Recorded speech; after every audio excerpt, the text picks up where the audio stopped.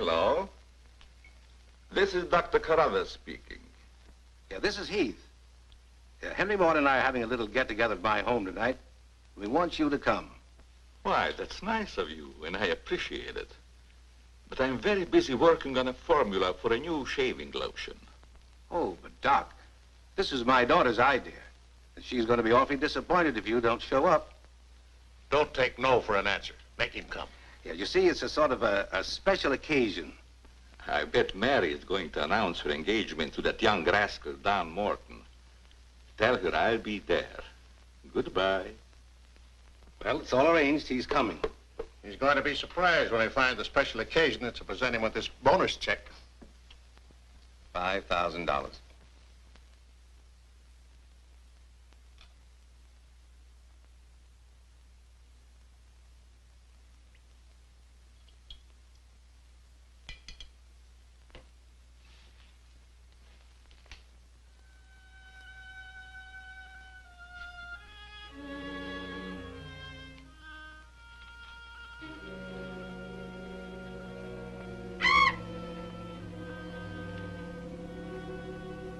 Good.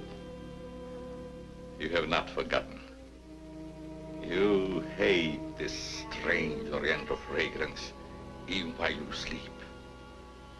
Just as you did before I made you big and strong.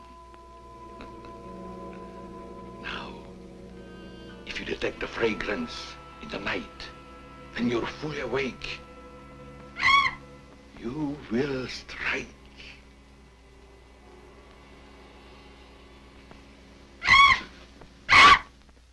Yes, you will strike to kill. Well, Doc's late. Wonder if he's been called out on a case. Perhaps I'd better phone him.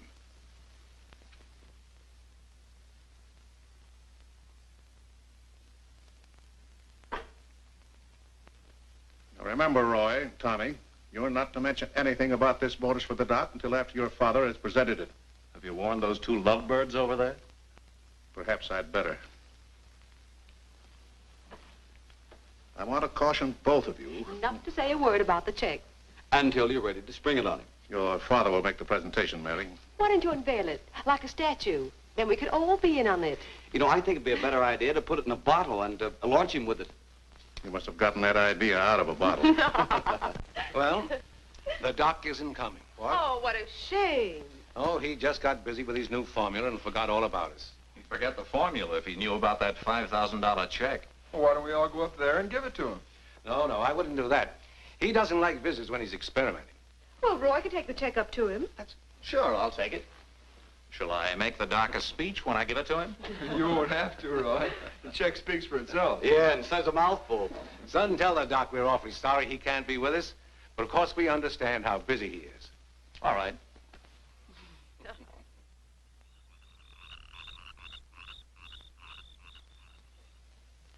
Just a minute, Roy, and I'll be with you.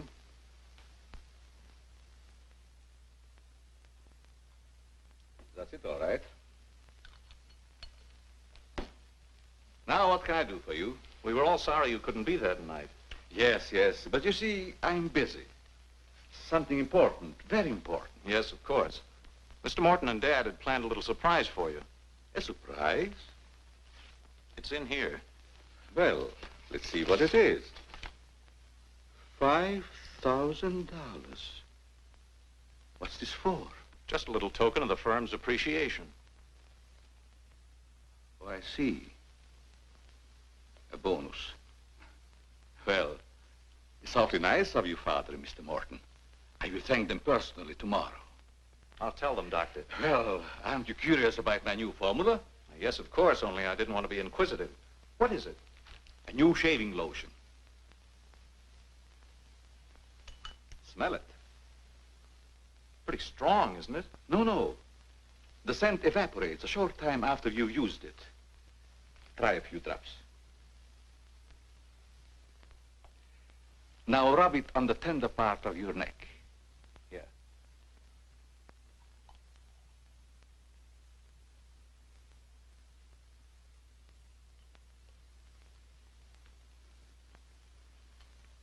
soothing, isn't it? Yes. When will it be ready for the market? Oh, it's still in the experimental stage. I want to try it out on several people first and see if it works. Well, if you'd like to send me a bottle, I'll be glad to try it for you. Thanks. Good night, Doctor. Goodbye, Roy.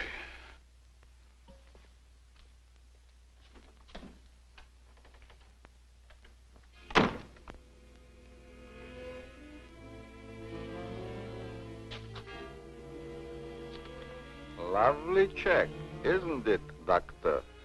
They are wealthy because of you. You made them rich, Doctor. It was your formula.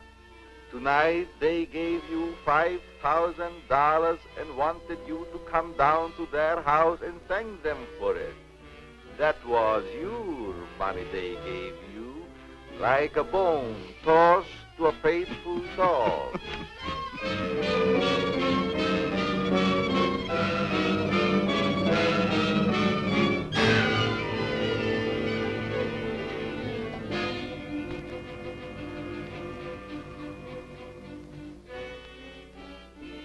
You should be very grateful, Doctor, very grateful.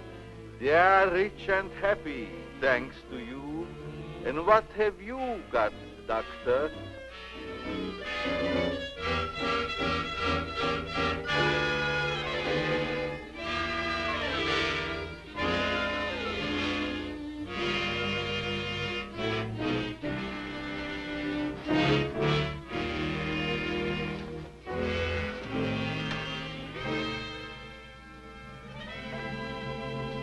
Tonight you have work to do.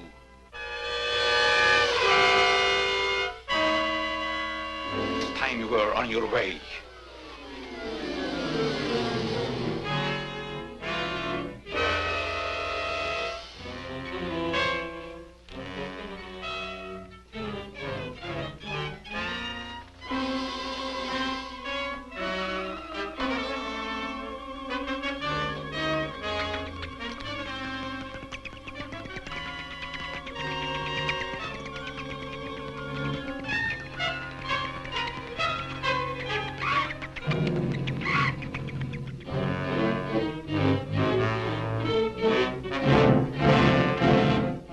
Tonight's a good time while our families are here to announce our engagement.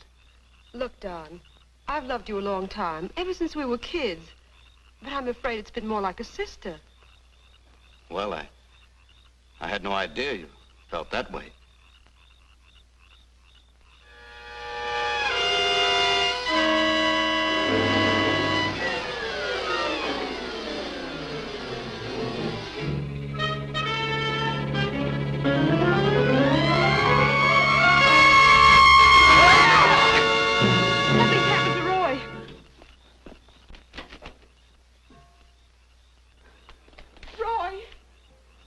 I better call Dr. Carruthers. Oh, please, hurry. There's nothing I can do. You mean he's dead? Yes, I better call the coroner. You think it's murder? I don't know. I never saw anything like it before. The jugular vein is severed.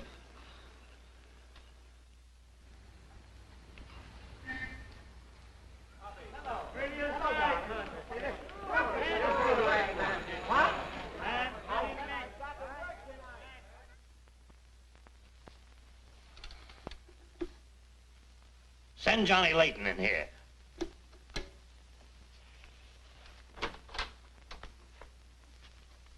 Well, what have I done now? Who wants me fired this time? Nobody yet, but it's still early. This came in from Heathville. It's a mystery killing. Old Martin Heath's son. Who's Martin Heath? Who's Martin Heath? Say, have you ever had a date with a girl? A girl? Oh, yes, a girl. I believe I did take a girl out once. Well, did she smell sweet? Of course she smells sweet. Most girls do. Well, that's because of Martin Heath Cosmetics Limited. They make all that goo that the women put on their faces so they won't have to wash them with soap and water. I get it. A big man, huh? Yes, and a big advertising account. Grab yourself a photographer and get along over there to Heathville. The coroner's holding an inquest. Find out who really killed old man Heath's son. Okay, McGetty, I'm on my way.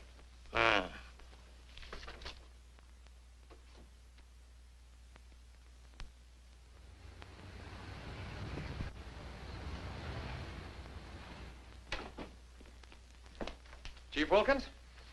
Yeah? I'm Johnny Layton of the Chicago Register. Glad to see you. And this is my cameraman, One Shot McGuire. Hi, Chief. Howdy. Say, we're down here to cover that Heath murder, but we didn't get much information at the coroner's inquest. I thought maybe you might be able to help us. Well, I'm always glad to cooperate with the newspapers, providing they cooperate with me. That's the policy of our paper. Well, to tell you the truth, I haven't got very far with this thing myself. Oh, here's something that might interest you. It's a picture of the victim's wounds. Mm-hmm. You'll be able to see it better with this glass. Are these scratches on the neck and shoulders? Yes, but we can't determine the source. They're too deep for fingernails, too shallow to have been made by a knife. They're more like claws. That sort of bears out Dr. Crothers' theory at the inquest of a wild animal. Have there been any circuses around here lately? No, Heard of any animal escaping from a zoo? no, Couldn't have been one of those African leopard men. They use steel claws. this isn't Africa. Okay, Chief, I was just trying to help. Chief, are you sure there's no clue you're holding back while investigating? Well, since you're going to work with me on this case, there is a clue, and a very weird one. The autopsy surgeon says that such wounds could have been made by the beak and talons of a bird. A bird? Why, there aren't any birds around here big enough to attack a man. How about an eagle? We know it wasn't a bird, How do you know that? because we found several hairs on the shoulder of Heath's coat. Ah, Cherchez la femme. They're not human hairs. What kind are they? Well, it may sound silly, but the laboratory test shows that they were from a mouse. Well, who ever heard of a mouse big enough to kill a man? Say, a bat has hair like a mouse. Well, the only bats around here are no bigger than sparrows. There was a peculiar odor about the wounds, but they were so faint and elusive that the police chemists have been unable to identify it. Then it does give us something to work on. Well, if the scent was a clue, it's been destroyed by evaporation. Say, Chief, do you mind if I do a little sleuthing around on my own account? Certainly not. Go ahead. If I can help you any, why... You can. Miss Heath seems to be the nearest to an eyewitness of the crime. I'd like to have a talk with her. Can you arrange it? I think I can. Well, Dr. Crothers refused to let her speak to us. We tried that this morning at the inquest. Well, don't you worry about Dr. Carruthers. He's one of the finest men in Heathville. He just thought you'd add to Mary's grief so you could get sensational newspaper stories. I'll arrange an interview. Thanks, Chief. I'll keep in touch with you. All right. 48J. Miss Heath, did your brother have any enemies that you know of? Why, no. Everybody in the village liked Roy. Mm-hmm. Well, what did he do at the factory? He had charge of the experimental department where the new products are developed. Oh, here comes Dr. Crothers. Hello, Doctor. Hello, Mary. I took a shortcut from my laboratory through a garden hedge. You met Dr. Crothers at the inquest this morning. Yes. Mr. Layton, I hope you'll forgive me if I seemed a little abrupt. But I'm fond of Mary. And considering the ordeal she already went through, I wanted to protect her from dwelling too much on the tragedy. Of course. You were quite right. We're working on the case for the police now. Yes, I understand. Chief Wilkins phoned me. And if I can be of any assistance, just call on me. Thanks. Won't you sit down?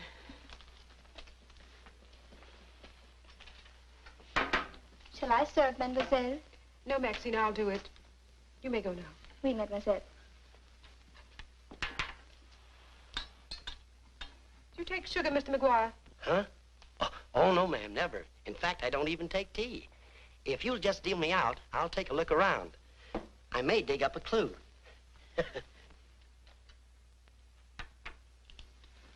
What do you think of Dr. Crothers' theory about a wild animal, Mr. Layton? Well, frankly, I don't think much of it. I can't say that I blame you. But I, as a scientist, take many things into consideration a layman might overlook. For instance? The jagged nature of the wound, the rapidity with which the murderer escaped, the scratches from talons or claws. But when an animal attacks a human, there's bound to be a lot of noise. You heard Miss Heath testify there was no sound of a struggle. No. Only those awful screams. It's very puzzling. very mystifying. Doctor, when you last saw Roy, did he seem worried or nervous or moody? No, not at all. On the contrary. He was in the best of spirits. Well, I've got to get back to the village now and follow my story. You'll excuse me? If you find it necessary for us to talk again, you may come back at any time. This evening, if it's all right with you. I'd like to spend some time here. Why, yes, that'll be quite all right. Thank you. Goodbye, Miss Heath. Goodbye. Goodbye, Doctor. A little more chiffon, baby. I do not understand. Oh, you know what I mean. A little more of your stocking. Like these? Sure, I like 'em. Who wouldn't? Now, hold nice and still, because this is going to take a little time.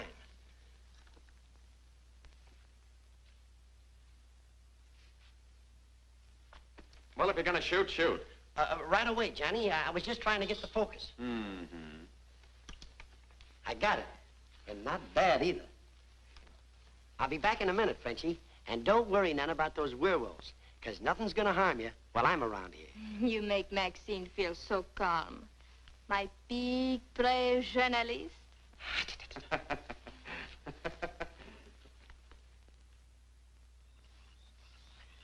This is my idea of nothing at all. Sitting here waiting for an animal to give us an argument. Look at that moon. And I had a date with Frenchie. Oh, stop crabbing. We're supposed to solve a murder. You, Big, brave journalist. This is the first time I've ever been invited anywhere and asked not to shave until after I get there. I wanted to observe your exact reaction when you tried the lotion. Oh, now I understand. I want this lotion to be perfect before turning it over to you to be marketed.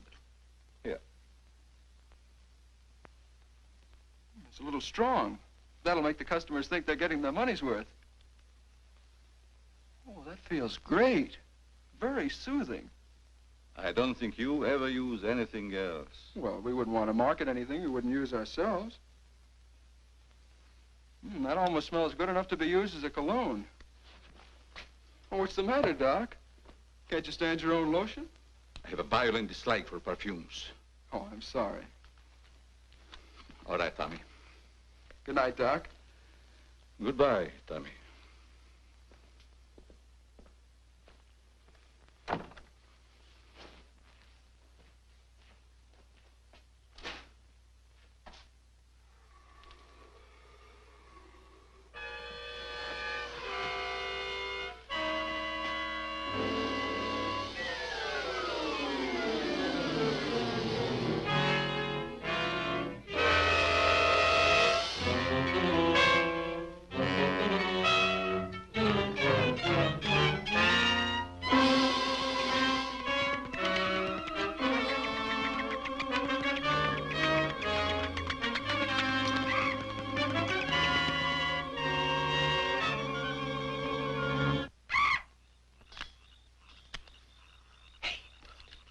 What's that?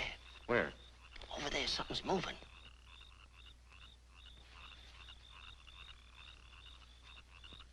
Come on out of there, whoever you are.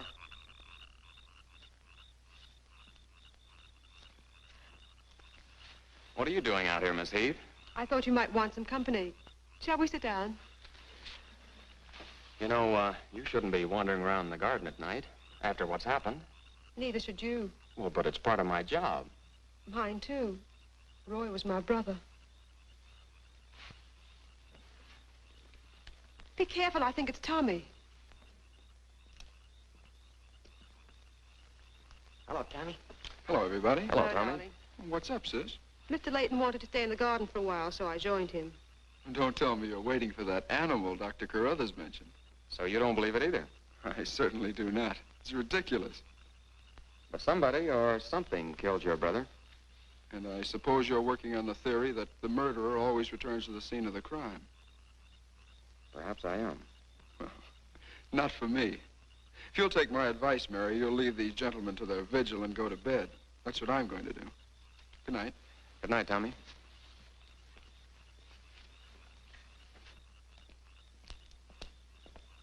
I don't think your brother likes my being here. Oh, you mustn't mind Tommy. We're all terribly upset. I know.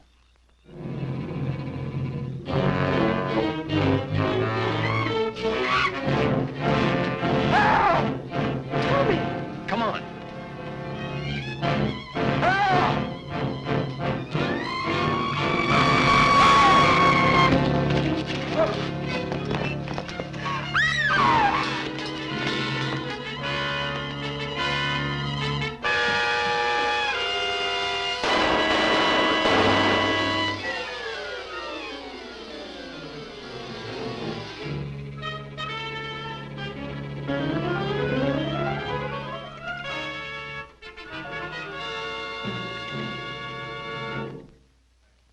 But I'm telling you, McGetty, it was a bat. I saw it kill Tommy Heath. Listen, Johnny, I want you and One Shot to come on home or I'll fire both of you. I'm not coming home, and neither is One Shot. I'm keeping him here to get a picture of the devil bat. Say, that'll look great in the headlines. Devil bat strikes again. Listen, don't tell me it had horns. Maybe I better send a wagon with the steel bars and the strong boys with the straitjackets. Look, Joe, have I ever lied to you? Plenty of times. Well, I'm not lying this time. If it ever got out that I cooked up a fake story about a devil bat, I wouldn't be able to get a job on a country weekly. Print the story, Joe. So help me, it's on the level. All right, I'll print it. But I won't believe it. Not till One Shot gets me a picture of that devil bat in action. Don't worry, he'll get it. Goodbye. You, my friend, are going to get a shot of the devil bat in action. Who, me? How? Have you noticed there's a taxidermist shop in the village? Well, you wouldn't suggest that I go out and stuff a bird, would you? One Shot. To think that you'd even hint that I would suggest you have the village taxidermist build you a nice big bat for pictorial purposes. Besides, a bat isn't a bird, it's a mammal. Well, why didn't you say so in the first place? Where is this bird stuffing emporium? Oh, down on Cottage Grove Avenue.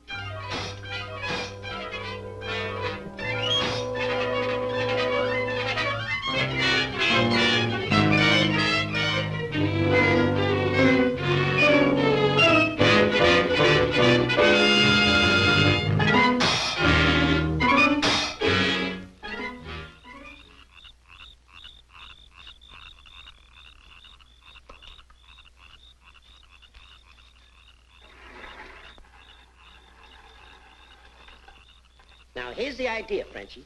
You hang on to the bat till I get my camera set up. And when I raise my hand, you give the bat a good shove, and it'll swing out just like it's flying. Then I can get a swell picture from my boss. Get it? Oui.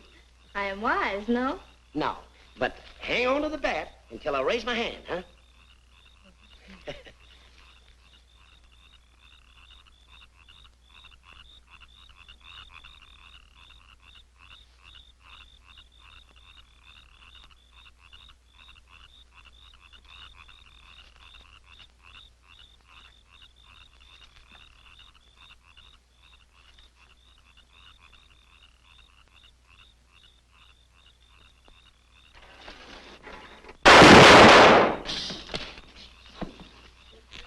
Sherry, are you hurt?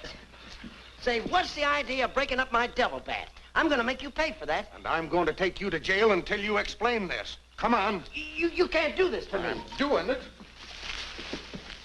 I was just conducting a little experiment, trying to find out how the devil bat does his killing. I'm sure McGuire didn't intend doing anything wrong. He's just a little overzealous about his work. Yeah, with the town in an uproar, and everybody terror-stricken, wondering whether he's going to be the next victim, I don't want any more trouble stirred up, even with an artificial bat. You'd better get back to the hotel. I want to talk to the chief alone. Is it all right, Chief? Yeah, but be careful in the future. Ever smelled anything like this before?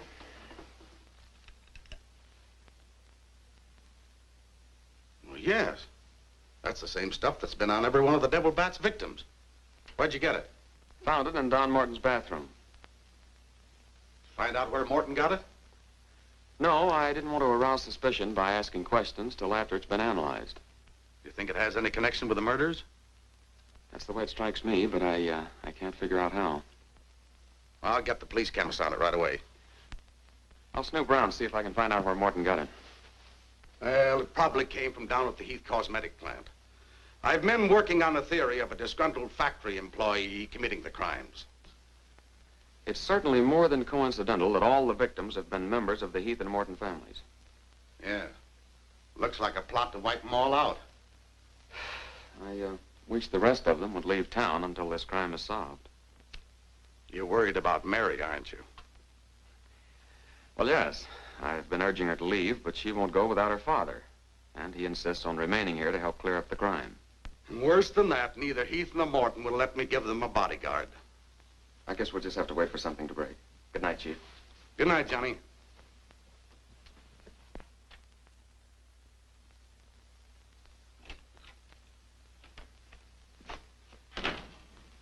Boy, if I got a picture, it'll knock McGinty dead. Meet the double bat. Well, how about that wire? Looks as if the bat's on a flying trapeze. Oh, but I'm not through working on it yet. See, I can touch this picture up so the bat will look like he's got nothing around him but nothing. Okay, Rembrandt. You win.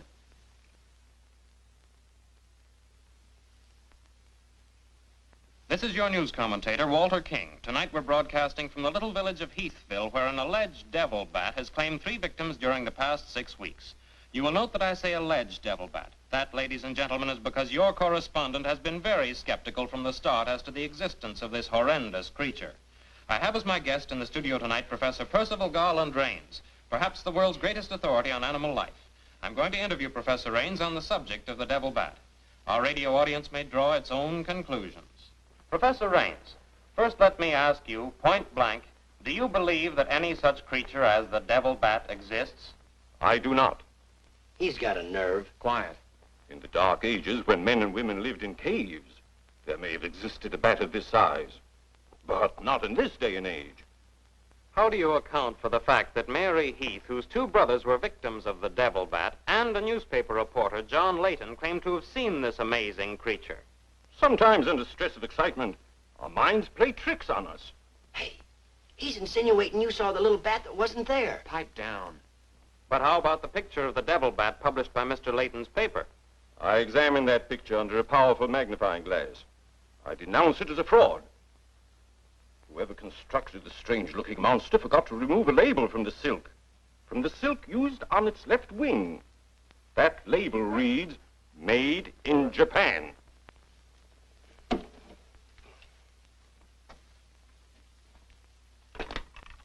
Put through a hurry call to Heathville.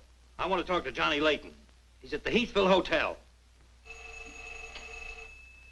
One guess who that is. Yeah, McGinty.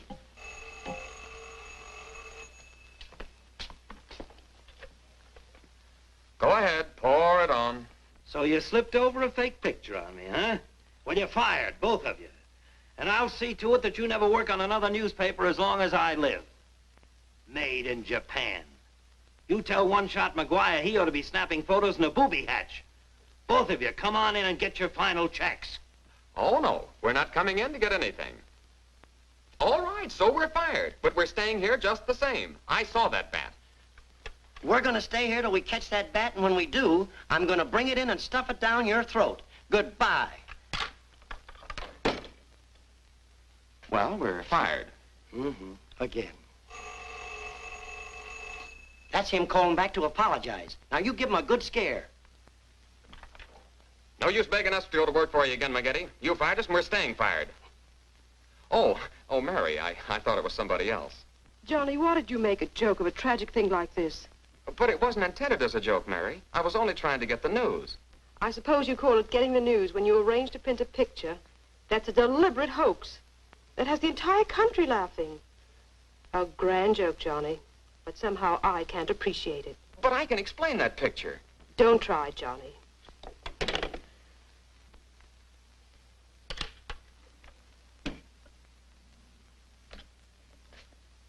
Made in Japan. I ought to skin you alive and nail your hide to a barn door.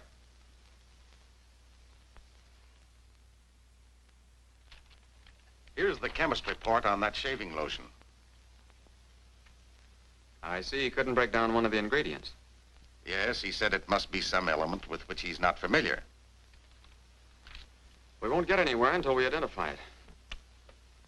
There's just one other man in this town that might be able to help us. Dr. Carruthers. Yeah, Carruthers could help us. I found out he compounded that lotion. Well, if you suspect Carruthers, you're barking up the wrong tree, Johnny.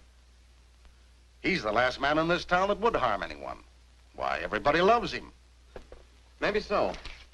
But here's something else I dug up. The Heath and Morton fortunes are based on a greaseless cold cream formula Dr. Carruthers invented. So what?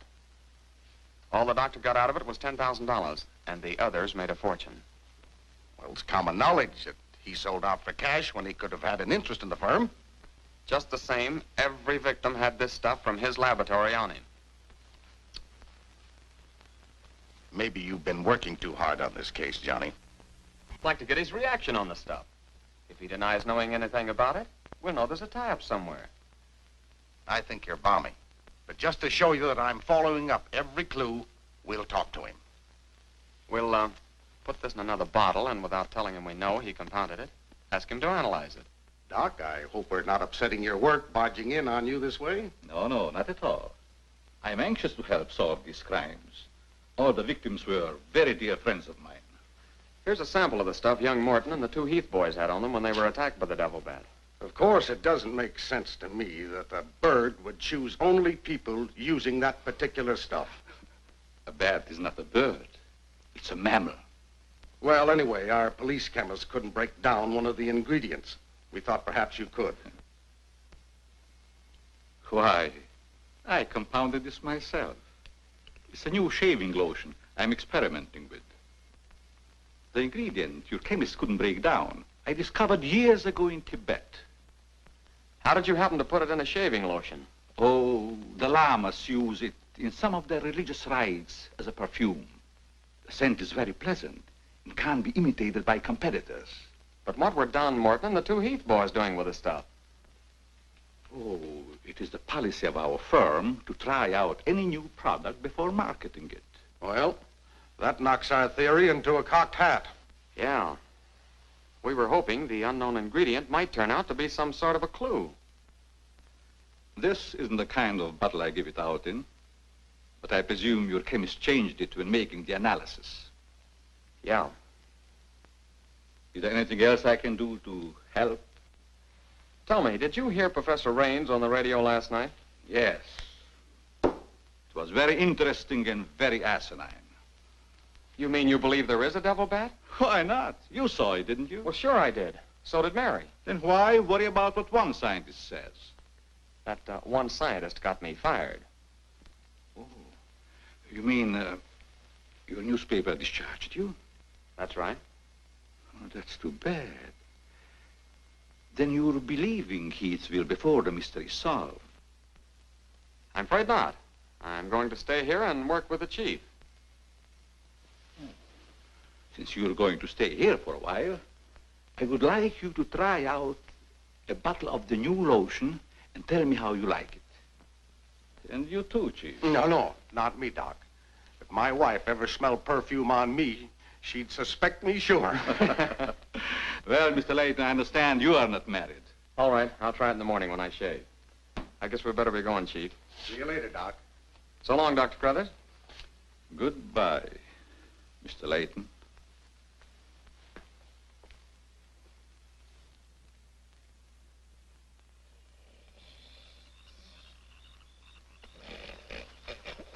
What's the matter? What's the matter? Does that smelly shaving lotion put you to sleep?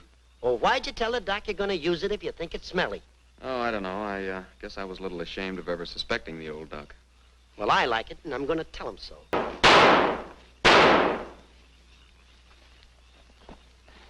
You got him. Listen, Johnny, I'm going to cook that bird personally for McGinney, and I'll even stuff it myself.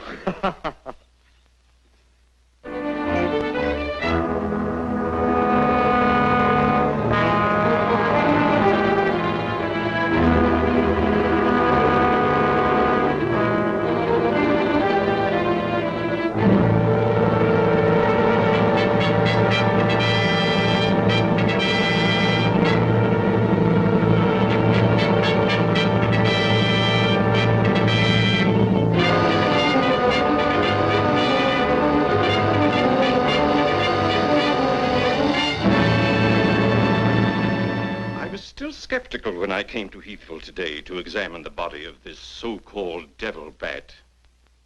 But after seeing it personally and making exhaustive research, I've arrived at the conclusion that the creature is the lone survivor of a type of giant bat which existed in great numbers during the early part of the Neolithic age. Perhaps I should explain for the benefit of some of our listeners that the Neolithic age is that period of antiquity commonly called the Stone Age. Imbecile, bombastic ignoramus.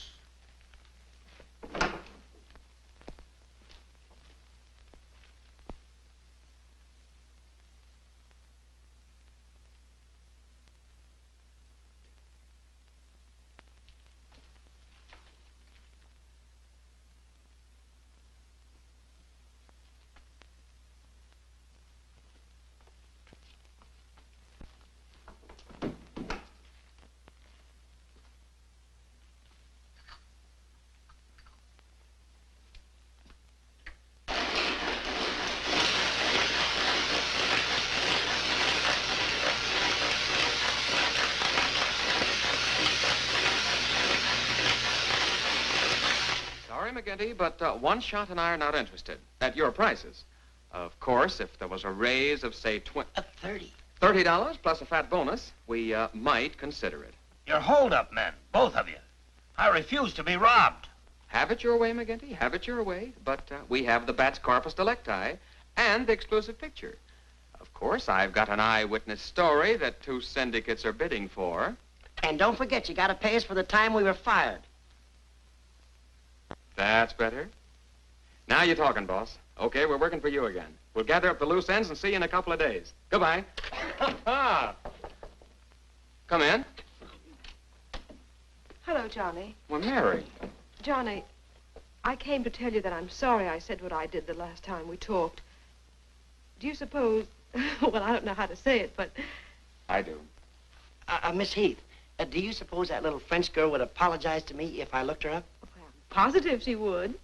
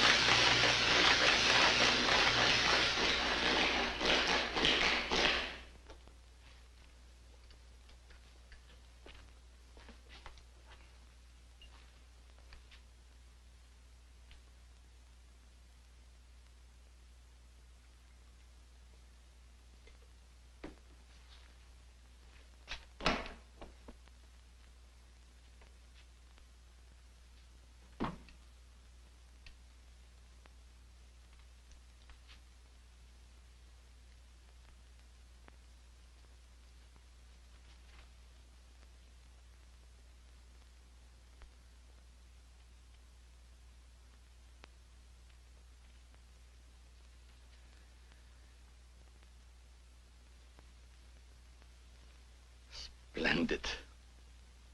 You will be even greater than your unfortunate predecessor.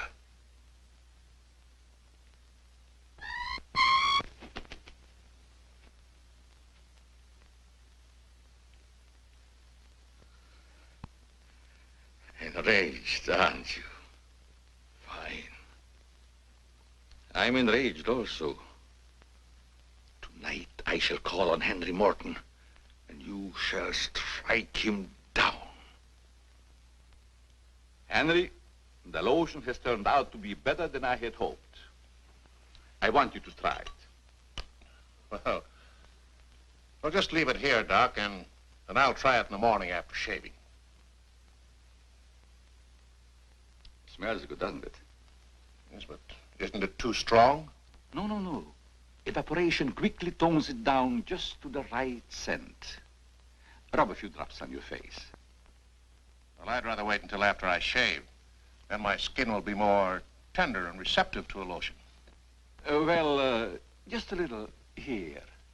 The texture of the skin there is always very delicate. I give you a few drops in your hand.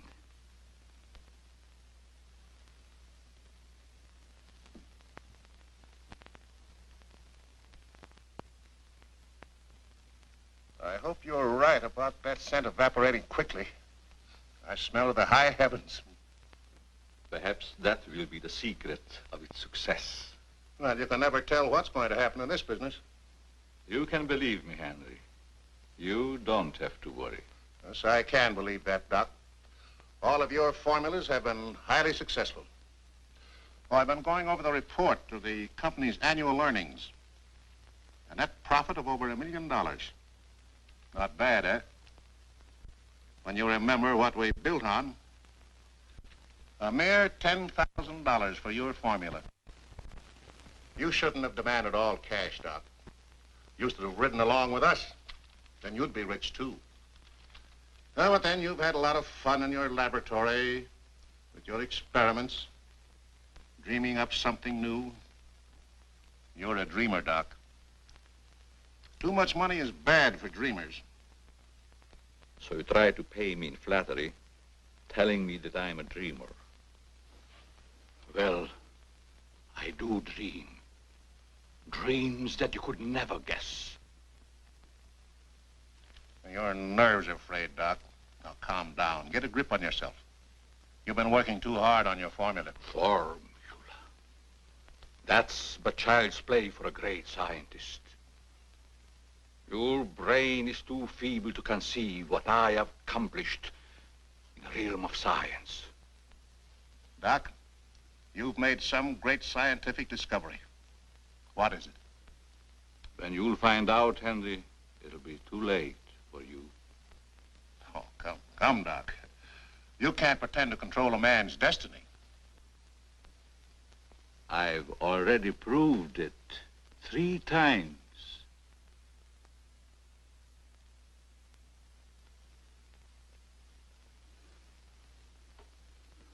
I'm sorry.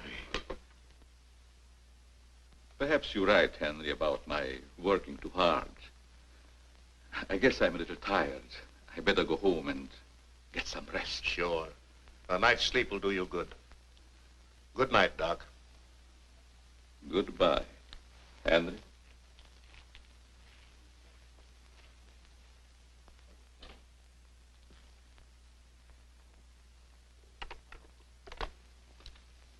"36J.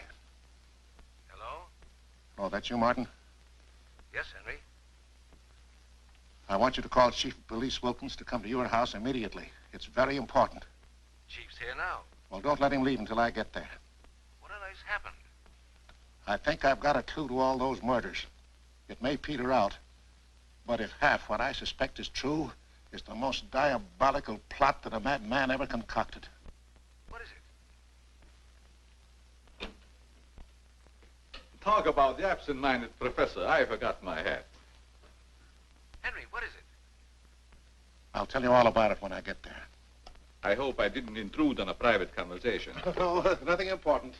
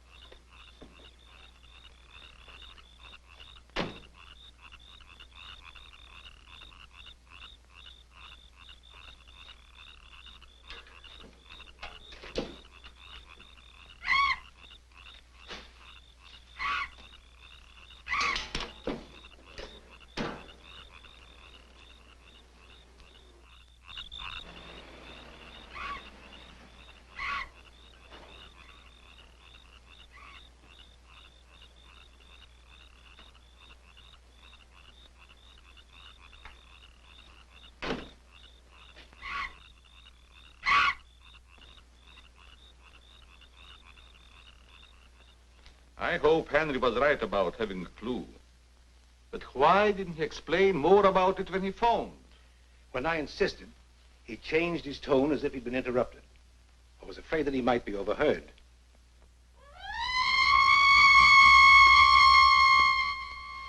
What is that squeaky sound? Oh, just some night noise. Help!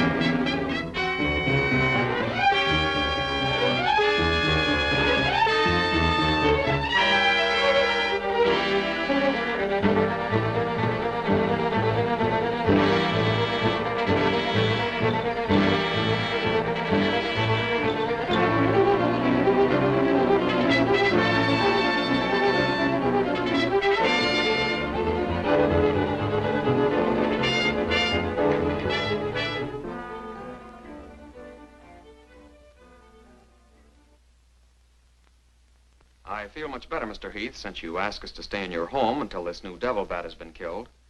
I've been worried about Mary. What reason have you to believe that Mary is in danger? Only this. I'm convinced that someone is using the bat to wipe out the entire Heath and Morton families. As a scientist, I assure you, the thought of a human controlling a bat is fantastic. Just the same, no villager's been killed or even attacked. You're forgetting, aren't you, that Mr. McGuire was attacked. He's not a member of either family. Why, I'm practically a member of this family already. I'm going to marry Miss Heath's maid. Oh, really? Well, boys, I'll have Maxine show you to your rooms. I must be running along home. It's past my bedtime. Good night, gentlemen. Good night, Good night, Martin. Good night, Good Doc. night, Doctor. Goodbye, Mary. Come along.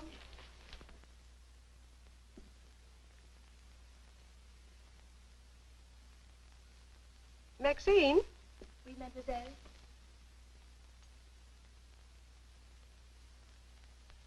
Did you fill my perfume bottles with something new? Oh, no, mademoiselle. I never touch your perfume. It's funny. I don't recognize it.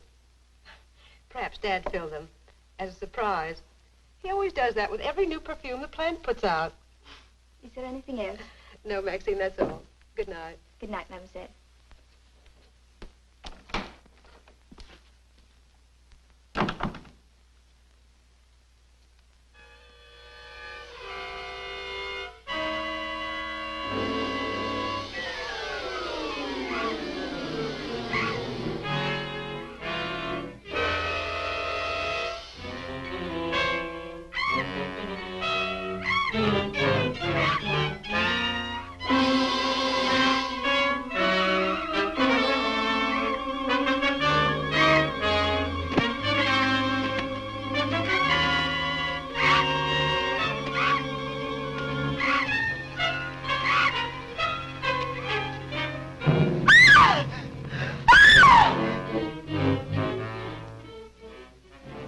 Mary, what happened? It was trying to get in the window. A big bat.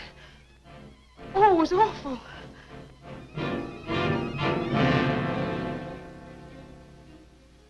Mary, I want you to tell me everything you did just before that bat tried to get in.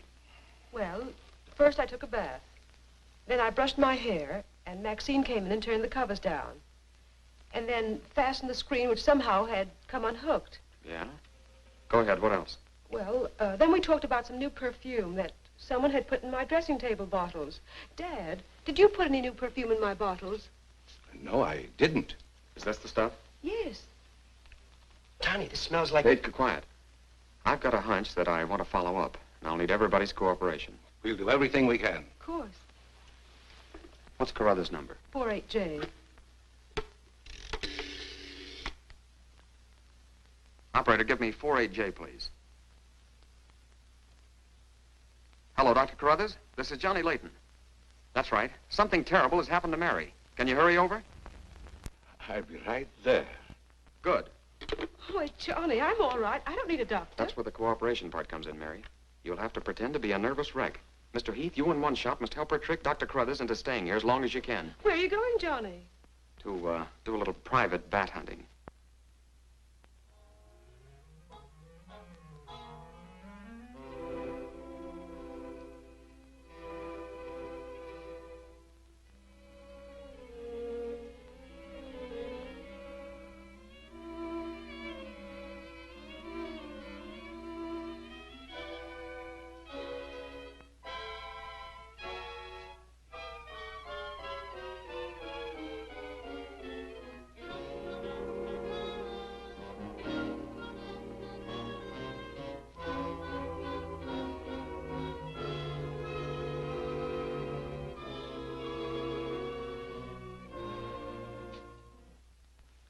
The devil bat tried to get through that window.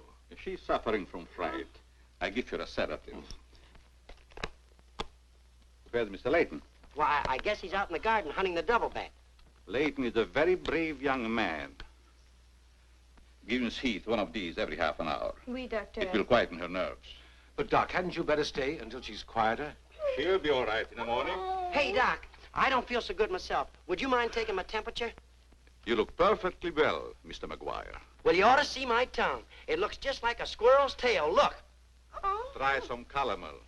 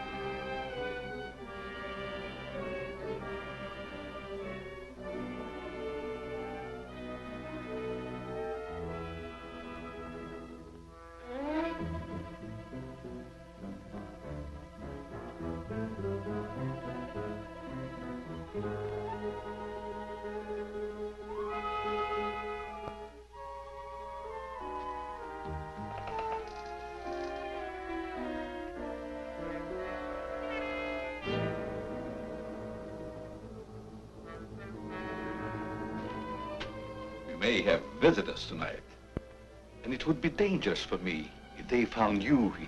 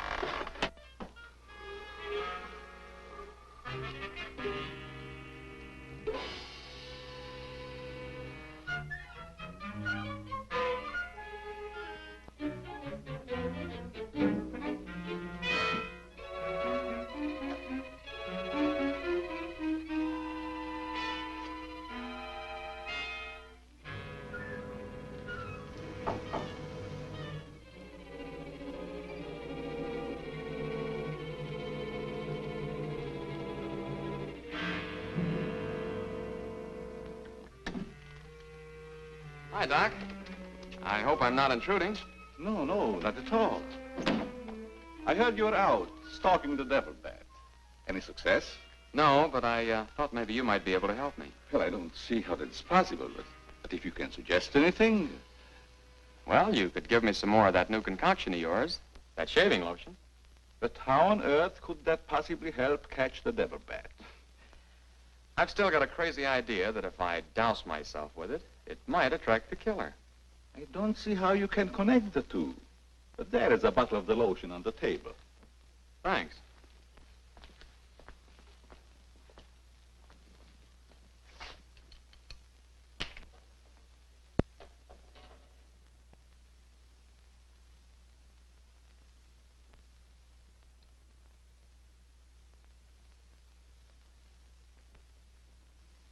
You see, Doc, I figured out something. All four of the murdered people had this lotion on them when the devil bat struck. Now, my plan is to sit in the garden, and when the killer makes one of those power dives, I'll blast him. Layton, I'm afraid all these murders have affected your mind. Maybe you'd like to come along, Doc, and be an eyewitness. I'm sure it would be just a waste of time, but I'd be glad to watch your experiment. Good. I knew I could count on you to help me.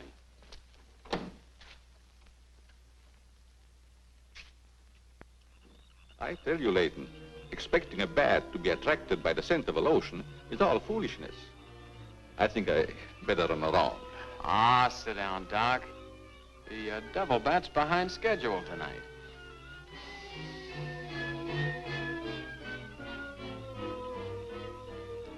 You, aren't very chummy tonight. What's the matter? Firearms always make me nervous. Oh, I thought maybe you didn't want to be sitting too close to me. Just in case the Devil Bat does show up. According to your theory, the killer wouldn't attack me. I haven't any of that lotion on me. You have now, Doc. Why did you do that? To make it a 50-50 proposition, Doc. Now sit down, and don't try any shenanigans.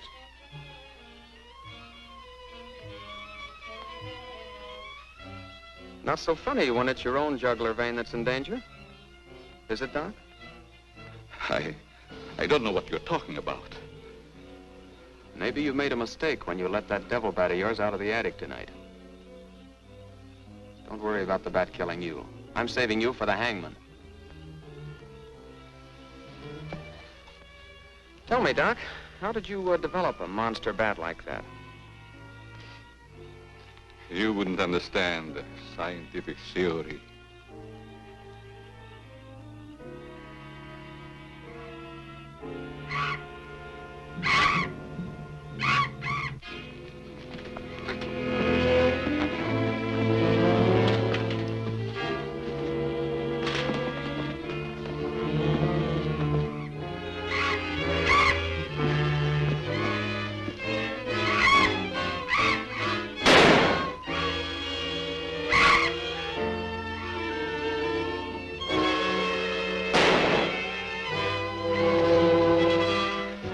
Hello, Chief. What are you doing out here?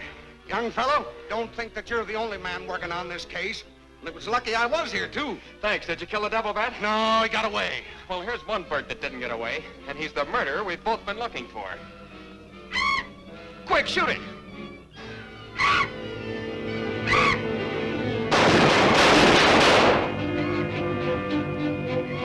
Where is it? It's gone. And so's the doctor. Did you get the bat? What happened? Doc Carruthers is the murderer, and he's hiding somewheres in the garden. You fellas get back to the house and guard Mary. Come on.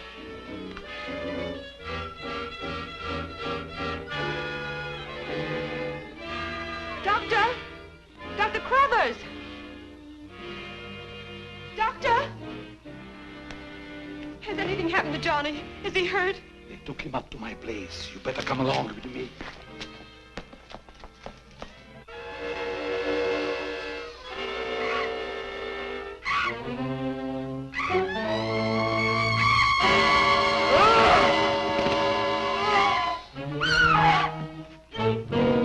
That was Mary.